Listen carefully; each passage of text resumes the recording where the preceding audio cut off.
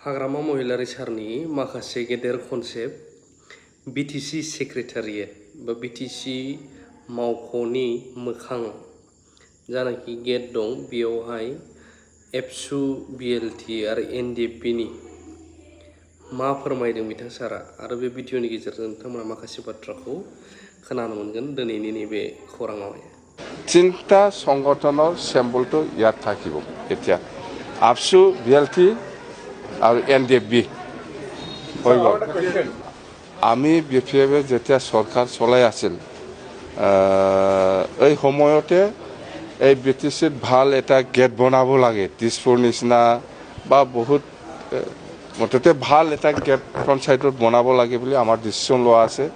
আৰু এই গেটখন কেনেকৈ হ'ব লাগে এইটো গোটেই কনসেপ্টটো আমিয়ে বনাই গৈছে। আজিৰ দিনত যেনিবা এই বিটিচি সেক্ৰেটাৰীৰ গেটটো আমিয়ে বনাই গৈছিলোঁ। আমাৰ দিনত আমি কমপ্লিশ্যন কৰিব পৰা নাছিলোঁ, ফিনিচিং দিব পৰা নাছিলোঁ। কেনেকুৱা সকলো জাতি জনগোষ্ঠীৰ কালচাৰবিলাক যাতে ইয়াত ৰিফ্লেক্ট হয় এই ধৰণৰ গেট বনাব লাগে, এইবিলাক কনচেপ্ট আমাৰে আছিল, আমি বনাইছোঁ, কিন্তু ফিনিচিং হোৱা নাছিলে। কিন্তু এই ইউপিএফএল দিনত যেহেতু ফিনিচিং কৰিছে ইয়াত কিন্তু এটা ডাঙৰ কিবা থাকি গ'ল যে যিটো বস্তু কনচেপ্টত নাছিলে সেইটো ইয়াত আছে, সেইটো হ'ল আপসুৰ চেম্বল। ইয়াত আপসুৰ চেম্বল দৰকাৰ নাছিলে। যদি থাকিব লাগে বিএলটিৰো ফ্লেগ থাকিব লাগিব, এনডিএফবিৰো ফ্লেগ থাকিব লাগিব, আপসুৰো ফ্লেগ থাকিব লাগিব, তেতিয়াহে হ'ব। তো সেইকাৰণে এইবিলাক ফ্লেগ কিয় এনেকুৱা জাতীয় চেম্বলটো কিয় এনেকুৱা চৰকাৰী গেটত কিয় ৰাখিব লাগে এনেকুৱা ভাবি পেলাই আমি চিন্তা কৰা নাছিলোঁ বা আমি ৰখা নাছিলোঁ। বিএলটিয়ে শক্তিশালী হয় প্ৰথম, ইয়াৰ চেম্বলটো আমি ৰখা নাই। আপসু শক্তিশালী হয়, ইয়াৰ চেম্বলটো আমি ৰখা নাই। বা এনডিএফবিয়ে শক্তিশালী হয়, ইয়াৰ চেম্বল আমি ৰখা নাছিল। কিন্তু আজি ডিচিশ্যন হৈ গ'ল যে ইয়াত যেহেতু এনডিএফবিও শক্তিশালী হয়, আপসুও শক্তিশালী হয়, বিএলটিও শক্তিশালী হয়, এই তিনিটা অৰ্গেনাইজেশ্যনৰ চেম্বলটো এই গেটত থাকিব। এইটো আমি অকল এপছু দি নহ'ব, এনডিএফবিৰো থাকিব, বিএলটিৰো থাকিব, বাছ শক্তিশালী হিচাপে।